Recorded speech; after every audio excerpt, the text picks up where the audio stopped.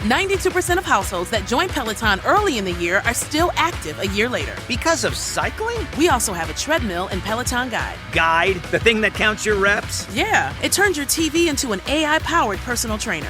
And with training programs like A Stronger You, Peloton Guide takes all the guesswork out of working out. 92% stick with it. So can you. Try Peloton Tread, Guide, or Bikes risk-free with a 30-day home trial. New members only. Not available in remote locations. See additional terms at onepeloton.ca/home-trial.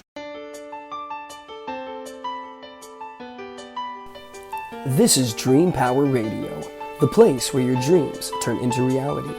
Here is your host, Debbie Spector-Weissman.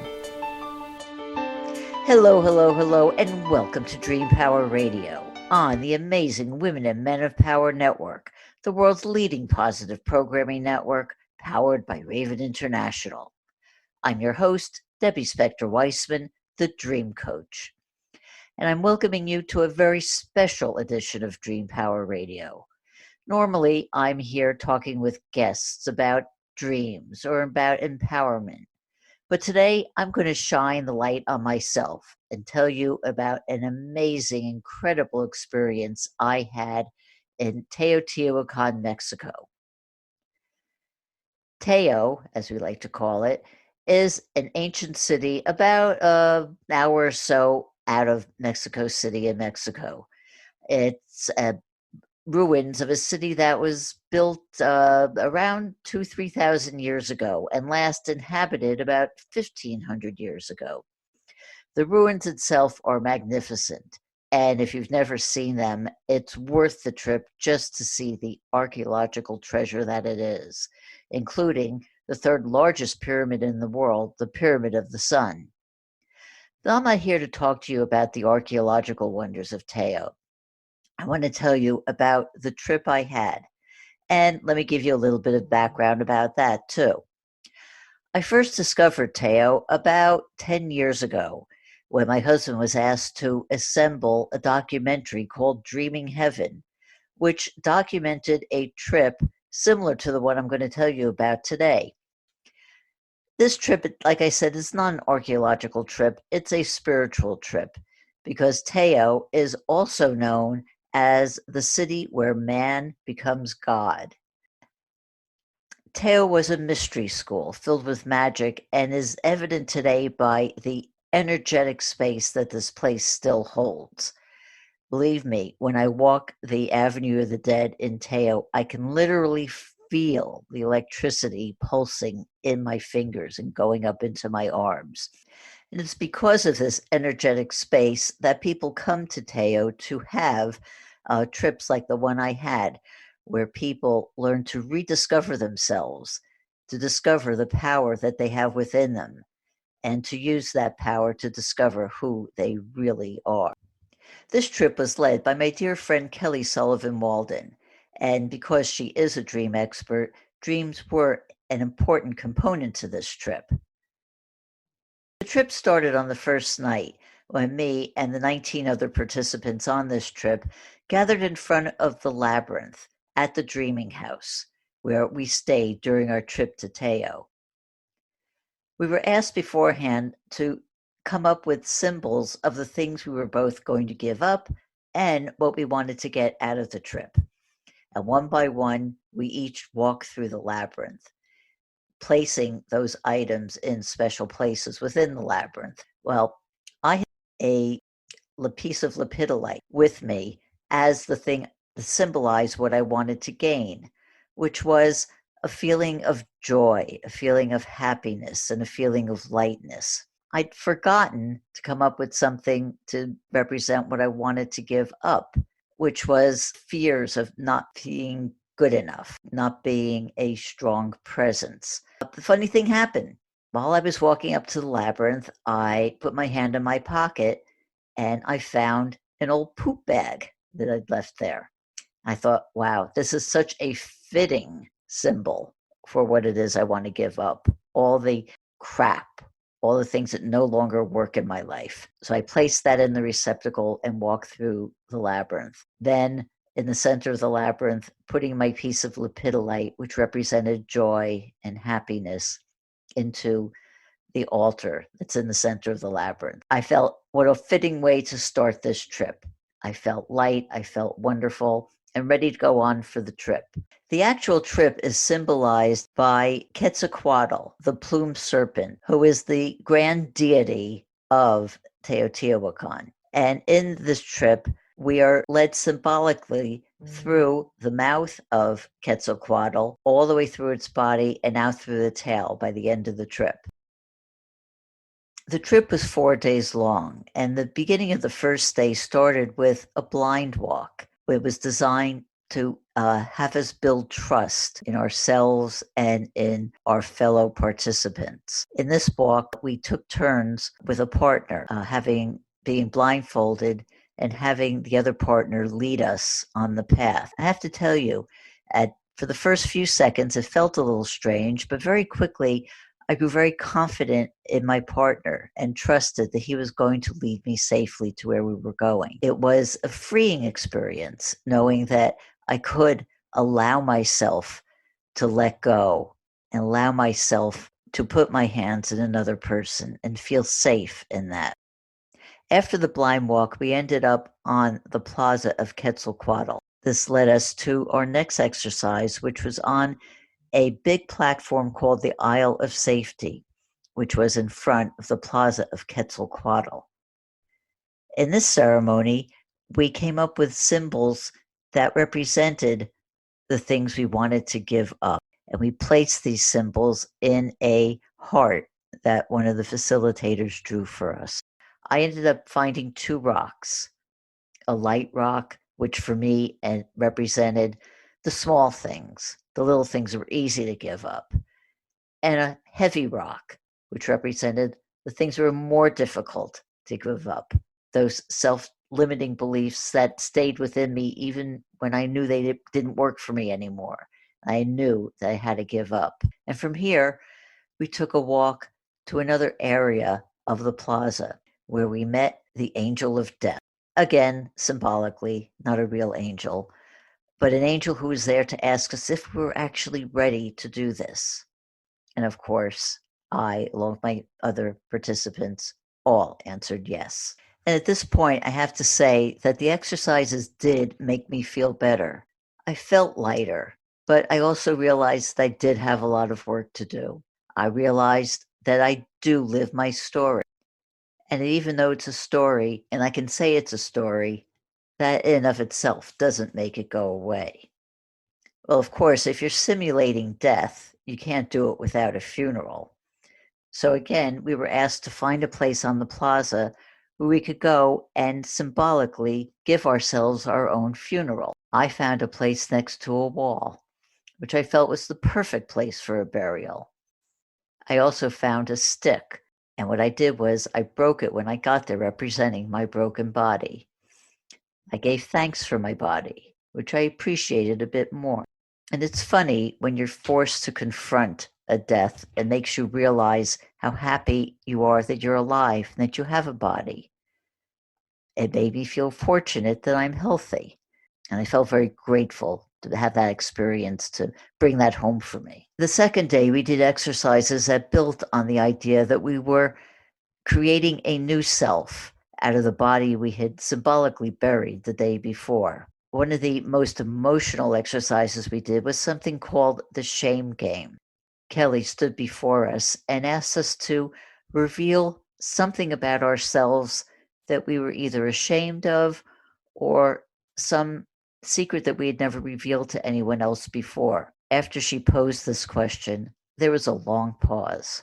Finally, I decided to raise my hand. So I was the first one to go up. And I told my new friends that I felt that I was a fraud. I consider myself a writer. I have written a lot of books in the past, but lately I haven't had anything published. And it was making me feel unworthy to be using the word writer when I talked about it. And I felt ashamed about this, and I felt that this made me feel like a fraud.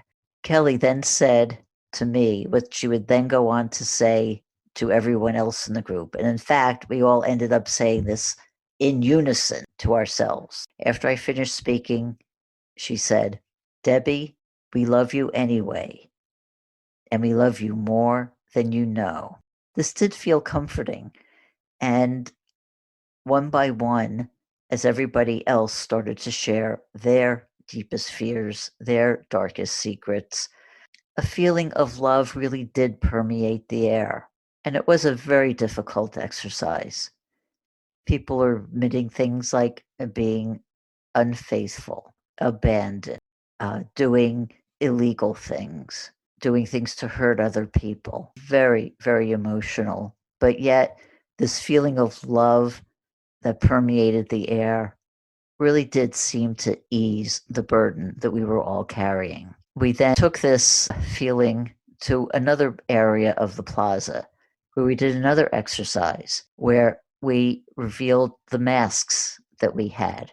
These are the masks that we hold in front of other people so that they can't see the fears we're hiding behind them. Then symbolically again, we were asked to actually write on a mannequin words that symbolized the masks that we were wearing. And I wrote the word invisibility because there were times when I did feel invisible, when I felt that nobody was paying attention to me or not giving me the attention I felt I deserved. And I have to admit, this made me feel a little uncomfortable. But that wasn't the only thing that was making me feel uncomfortable. And it sounds petty, but quite frankly, I was feeling uncomfortable because of the weather. For the weeks before this trip, I was searching the weather report every day for Teo. And it was pretty consistent. Cool nights in the 40s, yes, but the daytime temperatures were in the high 60s, even low 70s, and sunny days all the way around. Well, coming from New York in January, this sounded pretty good to me, and I was really looking forward to it. But this day started off cloudy, and by the time we had reached the mask ceremony, it actually started to rain a little. It was cold, I was uncomfortable, I couldn't wait to get back to the dreaming house. Finally, the ceremony ended, and Straw and I walked quickly up the plaza, headed toward the main building and out into the area that led to the parking area where our van was going to be located. Usually we all walked in a group, but because of the way we were situated, one of the leaders, Chez, told Straw and I to go ahead and walk up to the van, which we were very happy to do. We were stopped for a moment on the way by a young girl who was doing a school project and had some questions that she wanted to ask Straw. While Straw was answering the questions, I looked around to see my fellow participants and didn't see anybody else. So with that in mind, we walked to the van. What happened next actually ended up being my main lesson from our visit. We'll talk about that when we get back from this break. You're listening to Dream Power Radio. What do Thomas Jefferson, Elias Howe, and Paul McCartney have in common? They all understood the value of dreams, and as a result, the ideas, inventions, and creations from their dreams affect us to this day. What great ideas are you leaving on your pillow at night? Sign up for a complimentary consultation at my website, thedreamcoach.net, and discover why your dreams are a terrible thing to waste. Welcome back to Dream Power Radio with your host, Debbie Spector-Weissman. Yes, welcome back to Dream Power Radio. I'm your host, Debbie Spector-Weissman, the Dream Coach, and I'm talking to you about my experiences in Teotihuacan, Mexico.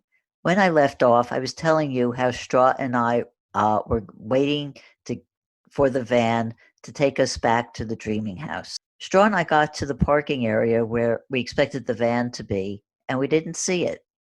We thought this was unusual, but walked around a circle to see, whether the van may have been parked someplace else. Not seeing it, we sat down on one of the areas near the parking area and waited for everybody else to show up. The time was about 2:30, and we looked at the area where we expected people to be coming, and we didn't see anybody. By 2:45, having not seen anybody, I called Kelly, only to discover that the van had left and they were already back at the dreaming house. I was in shock. I just couldn't believe this had happened. And pretty soon, my shock turned into rage. How could this have happened? How could they have left without us? How could they not have noticed that we were missing? And to top it all off, this just validated the feelings I was having. I felt I was invisible. And now this proved it. I wasn't visible enough for them to notice that I was missing. Kelly said that they were sending someone to pick us up. And as we waited for our pickup, the rage just grew within me. And it quite frankly grew in Straw's mind as well. We felt abandoned. Anger, just deep anger. And by the time the van came and Kelly got out of the van to meet us, I was so enraged. I said words to her I could never have imagined I would have said to another person.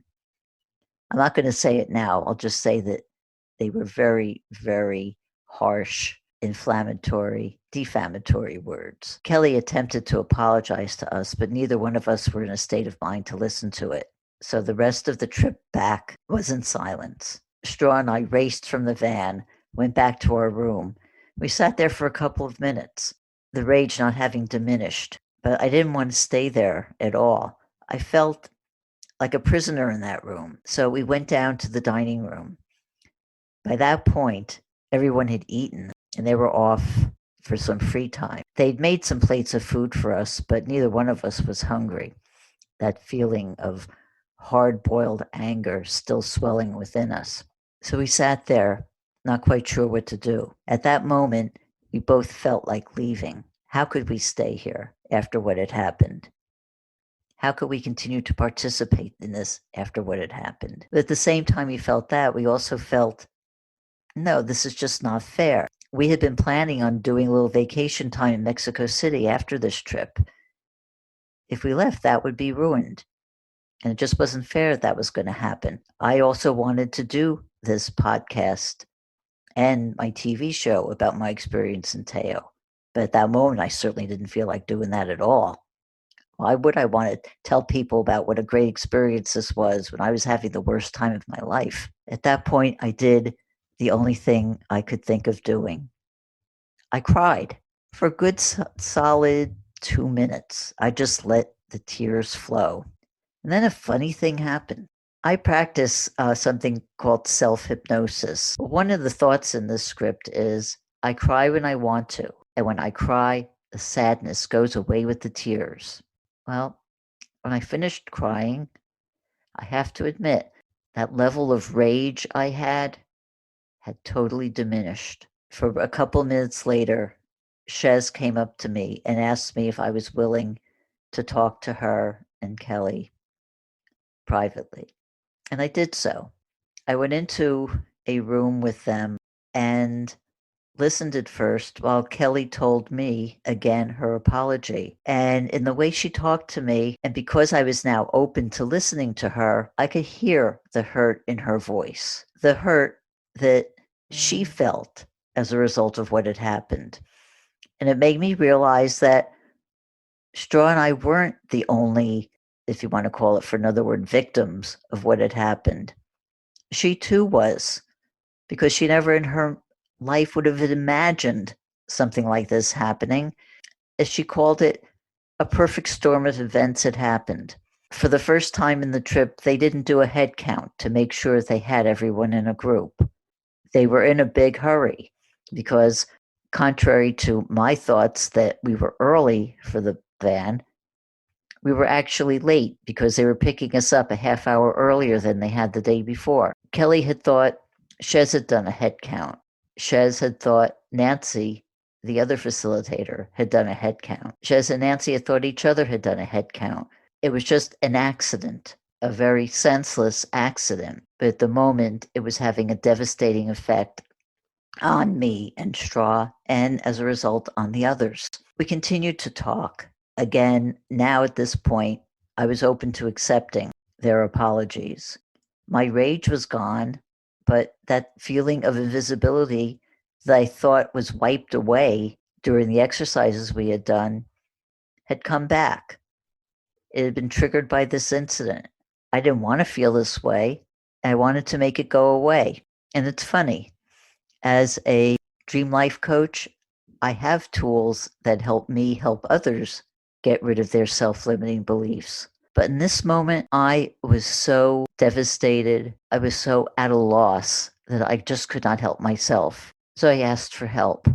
Kelly helped me. She asked me some questions that made me realize that that statement, "Am I invisible?" really was not true. It was just a story I was telling myself. And as we talked, I was able to see, yes, it was just a story. It was not true. I was not invisible. What had happened was just an accident. It was not meant to be something against me. I was not a victim. It was just a situation. And then Chez helped me with another exercise that really helped get to the bottom of why I was feeling abandoned by this incident. And it had nothing to do with this incident, but it brought back some childhood pains and childhood situations that I needed to resolve in my head. And with their help, I was able to do this so that by the time we were done, my rage was gone, my feelings of invisibility were gone, and I was actually happier than I had been all day. I was thrilled to be there, thrilled to continue the trip, thrilled to take on everything else that was going to be happening. Those thoughts of wanting to leave were way, way gone in my mind. When I'd gotten back, the last thing in the world I wanted to do was celebrate. And in fact, that night there was a celebration. All month long, Teotihuacan was celebrating San Sebastian, the patron saint of the city. And that night was the culmination of the event. That evening, I went with several others into the town. We were just met with thousands of people, actually people from all across Mexico who had come to help celebrate. They had a procession and they had some of the most spectacular fireworks I'd ever seen in my life. That night when I got back from the festival, I had a lot of time to think. Had Straw and I overreacted when we got left behind? In one sense, probably yes. After all, things like this happen all the time. But we were in Teo, where magic happens. And I have a feeling that I was given this incident to learn the lesson I needed to learn for myself. I had been triggered. I was very vulnerable at the time. I had just let go of one of my deepest fears and talked about one of my deepest concerns, the feeling of being invisible. And being left there triggered all of that and made all of those emotions come up for me. And it wasn't just that. It wasn't just any old leader who had left us behind. It was Kelly, one of my deepest and closest friends, a person who has been such a big, deep influence in my life that quite frankly, I wouldn't be doing this podcast if it wasn't for her. And because she was the one who had totally by mistake left us, it just added to the wound and it made it a very, very hard thing for us to deal with. And as I was sitting there thinking, another thought popped into my head. In working with Kelly over the years, she very often talked about the dark night of the soul, that incident or feeling that rocks us to our core and leaves us feeling very, very vulnerable and very, very negative. I was in the dark night of the soul when I was left at the parking lot. And yet, sitting there that night, coming back from the festival, I felt 180 degrees in the opposite direction. So a thought popped into my head. The dark night of the soul leads to the dawn of a new creation. I don't know if that's an original thought or not, and for me, it doesn't really matter. To me, it just symbolizes that even when you think all is lost, even when you think there's nowhere to go, there is a way out. There is a way to go forward. Sometimes it's not so easy to find, but if you keep looking, you will find it. It will be there. And if you let it, it can lift you up as high as you want, even higher than you could ever imagine. And that's what ended up happening to me that day.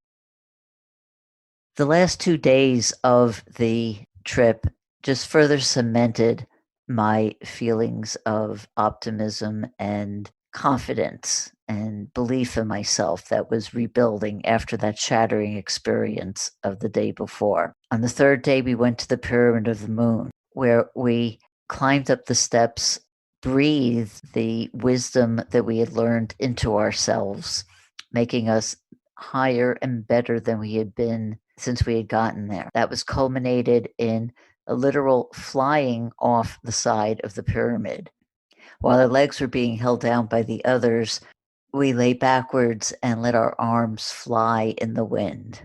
It was a really heady experience. Like I said, dreams played a big part in this trip. And that night, I had one of the most powerful dreams I had in a while. The first part of the dream was just a wide shot picture of a merry-go-round.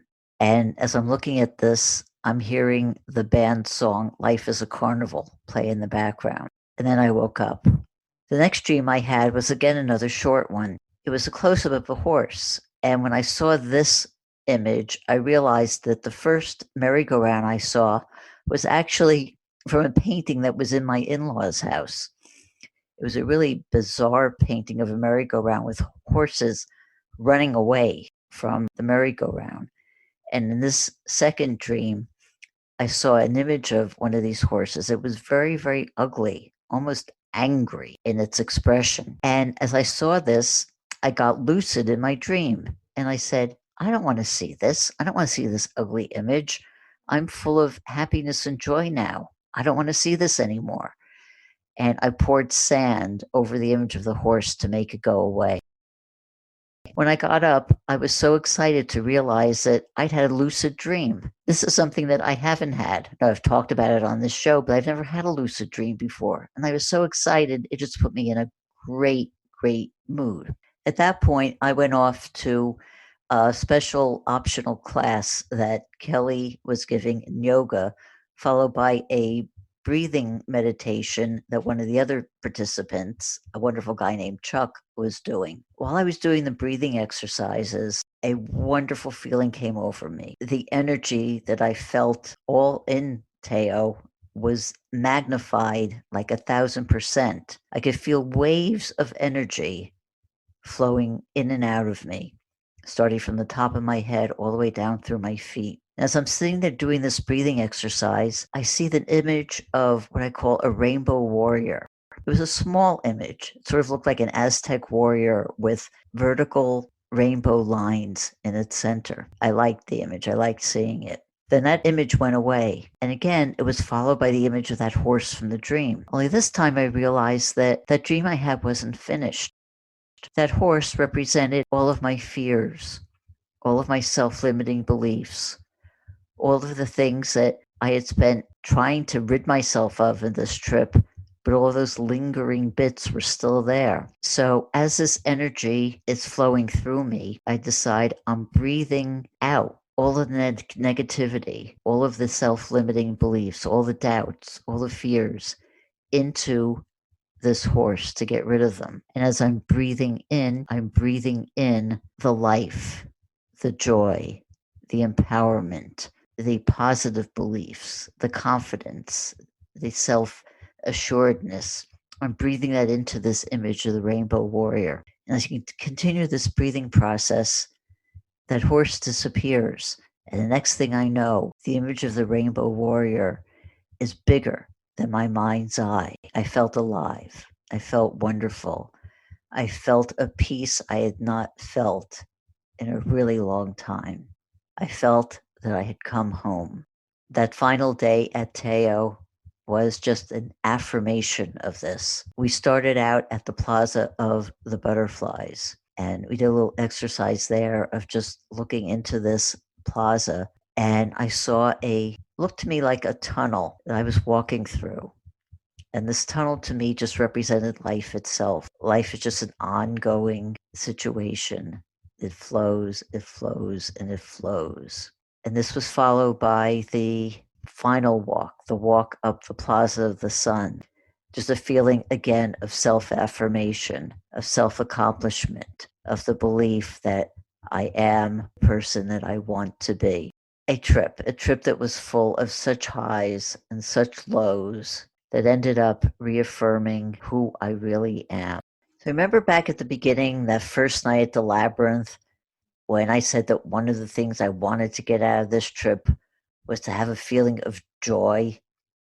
Well, that first night, I wrote down the line, I want joy in my life. And by the time the trip was done, I had come up with more. I want joy in my life. The joy is in the journey. Life is a journey. Life is joy. And that's the thought I want to leave you with today. I hope you've enjoyed today's program. Until next time, this is Debbie Spector-Weissman saying, sweet dreams, everybody. You've been listening to Dream Power Radio with your host, Debbie Spector-Weissman. For more information on Debbie or to sign up for her newsletter, go to dreampowerradio.com. This has been Dream Power Radio on the amazing Women and Men of Power Network, the world's leading positive programming network, powered by Raven International.